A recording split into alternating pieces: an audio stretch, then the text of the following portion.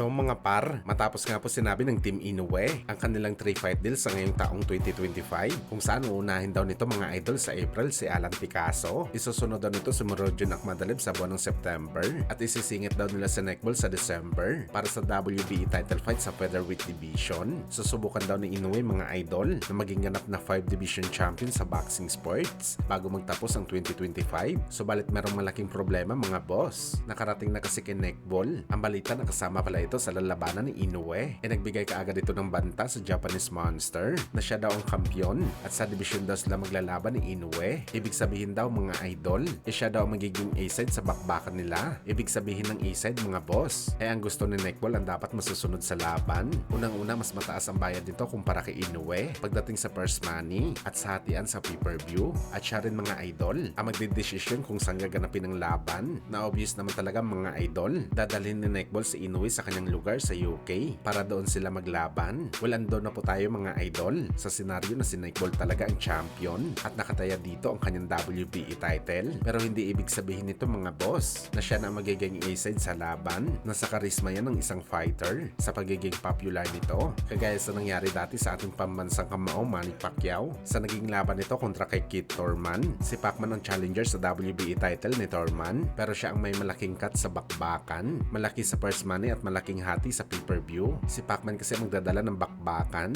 Kumbaga mga idol, si Boss Manny ang superstar. Majority sa mga boxing fans gusto makita si Pacman na lumaban kaysa sa gusto nila makita si Thurman na lumaban. Pero pagdating naman kay Nekbol, ayaw nito maging Pacman si Inoue at kiniklaim nito ang pagiging A-side na talagang hindi naman po pwede mga idol sa dahilan na si Inoue ang mas superstar sa kanya. Pero kung hindi talaga mga idol nagjo-joke si Nekbol sa kanyang mga sinabi na siya talaga dapat ang masunod sa laban nila ng Hapones, malamang mga boss, makakansila ang plano ni Inoue na maging 5 division champion sa 2025 at naniniwala tayo mga idol na kaya kumasa si Inoue kay Nekbol dahil sa pag-aakala nila na kaya nila ito durugin sa bakbakan dahil sa lahat ng kampiyon sa 126 pounds. Si Nekbol lamang ang pinakamaliit na fighter na talagang kaya i-handle ni Inoue sa ibabaw ng lona.